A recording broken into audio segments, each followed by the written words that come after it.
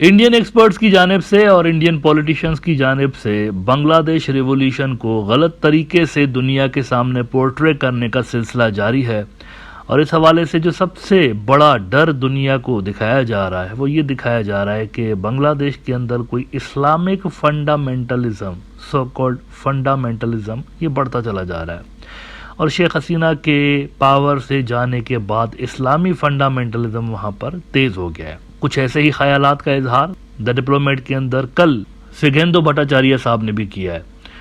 انہوں نے کہا ہے کہ Islamic fundamentalism raises its head in post Hasina Bangladesh. Hasina کے جانے کے بعد اسلامی سو کالڈ انتہا پسندی دوبارہ سے بنگلہ دیش کے اندر سر اٹھانے لگی ہے۔ Many statues like those of Mujibur Rahman were defaced for political reasons, but targeting sculptures like that of Lady Justice lay bare the Islamist anti-statue agenda۔ اب یہاں پر انہوں نے دو تین چیزوں کو غلط طریقے سے خلط ملط کرنے کی کوشش کی ہے۔ وہ کہتے ہیں کہ یہ جو اسٹیچوز تباہ کیے جا رہے ہیں، ڈسٹرائی کیے جا رہے ہیں، یہ اصل میں اسلامی انتہا پسند کر رہے ہیں، اور یہ اینٹی اسلامک ایجنڈا ہے پتلوں کو توڑنا۔ ناؤ لیٹس اینالائز کہ ان باتوں میں کہاں تک سچائی ہے۔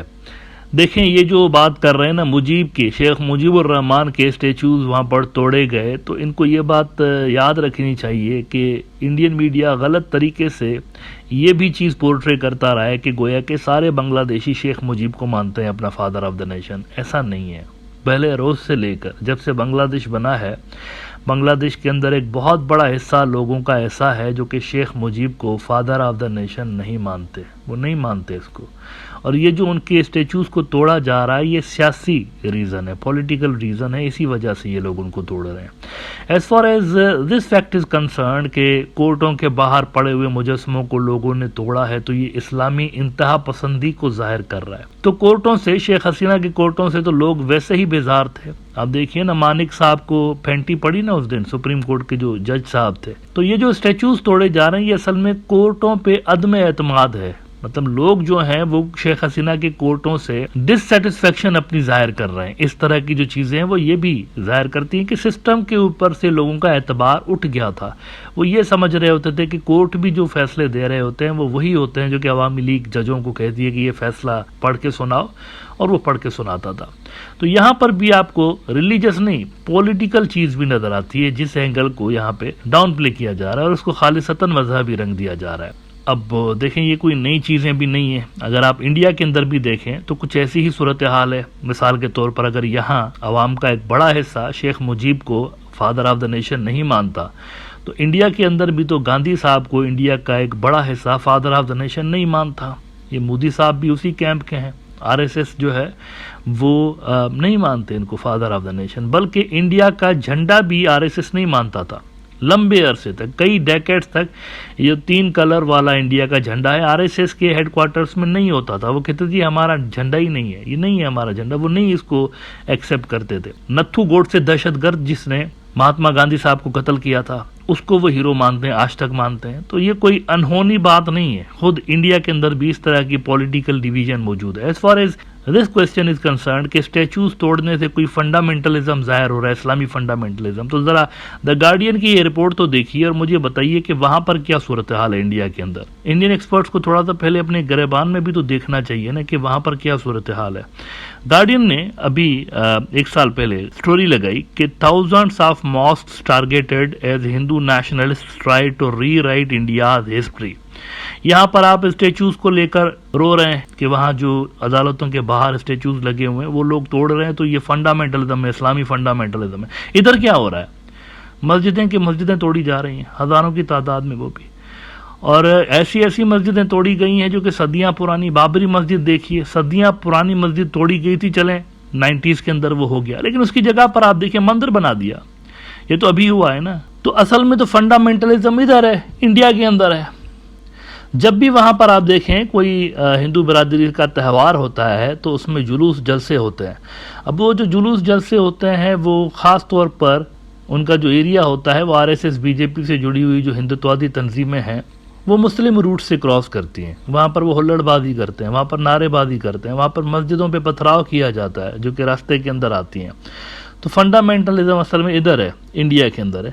यहाँ बांग्लादेश के अंदर एज सच फंडामेंटलिज्म आपको नज़र नहीं आ रहा जितना वहाँ पर है। वहाँ तो पीक पे पहुँच गया ना, यानी जो सबसे बड़ी फंडामेंटलिस्ट जमात थी मुल्क की वो सरकार में आ गई, पावर में आ गई। यहाँ पर अभी एज सच मसला आपको नज़र नहीं आता। देखें, लोगों का मसला ये भी होता है, ये जो इस्लामी जमातों के विरोधी होते हैं ना, इनका एक मसला ये भी होता है कि इनको मैटर का ज़्यादा पता नहीं होता।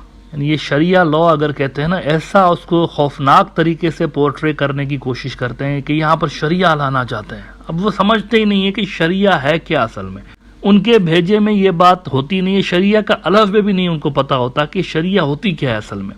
शरिया के अंदर अगर कोई बांग्लादेश की इस्लामी जमात कहती है कि हमें शरिया लॉ चाहिए यहाँ पर, तो शरिया कोई एंटी माइनॉरिटीज किस्म का कानून नहीं होता। शरिया कहते हैं असल में लॉ को, कानून को कहते हैं। इस्लामी कवानीन को शरिया बोलते हैं। और इस्लामी कवानीन में रियासत की जिम्मेवारी होती है, उसके ऊपर ये फर्ज होता है कि वो माइनॉरिटीज को प्रोटेक्ट करे, उनकी इबादत गाहों को प्रोटेक्ट करे, उनकी प्रॉपर्टीज को प्रोटेक्ट करे। ये रियासत का फर्ज होता है, इस्लामी शरिया में ये होता है। और इस हवाले से आप किसी भी इस्लामी स्कॉलर से पूछिए, फतह मक्का के बाद जो माइनॉरिटीज थी उनकी प्रोटेक्शन की जिम्मेवारी रसूलुल्लाह सल्लल्लाहु अलैहि वसल्लम ने खुद ली थी, और ख़ास तौर पर क्रिश्चियन बरादरी जो वहाँ पर थी उनकी भी जिम्मेवारी उन्होंने ली थी। तो शरिया के अंदर पहली बात तो ये है कि माइनॉरिटीज़ का विरोध नहीं होता वहाँ पर। शरिया इंक्लूसिवनेस को जाहिर करती है असल में, उसमें दूसरे हिस्से भी होते हैं, नॉन मुस्लिम जो होते हैं।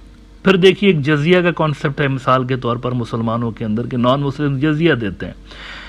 अब उसको भी बड़ा एक अजीब व गरीब तरीके से पोर्ट्रे किया जाता है, लेकिन वो ये नहीं बताते कि एक मुस्लिम रियासत है, अगर उस मुस्लिम रियासत के अंदर मुसलमान जो हैं उनके ऊपर तो फाइनेंशियल कवानीन लागू होते हैं ना, वो मतलब ज़कात भी देते हैं, दीगर टैक्सेस भी देते हैं। लेकिन उस मुस्लिम रियासत में जाहिर सी बात है वेलफेयर स्टेट्स होती हैं। वहाँ पर इस्लामी जो वेलफेयर स्टेट का कॉन्सेप्ट है, वहाँ पर हॉस्पिटल्स भी फ्री होती हैं, एजुकेशन भी फ्री है, ये सारा फ्री है। बेसिक जो नेसेसिटीज़ हैं वो रियासत की जिम्मेवारी होती है। तो वो जो इंस्टीट्यूशंस होते हैं वो सिर्फ मुसलमानों के लिए वक्फ नहीं होते शरई लॉ के अंदर, वो नॉन मुस्लिम्स के लिए भी होता है। इसी तरह जो रोड अगर सरकार बनाएगी वो रोड सिर्फ मुसलमान यूज़ नहीं करेगा, नॉन मुस्लिम कर रहा होगा।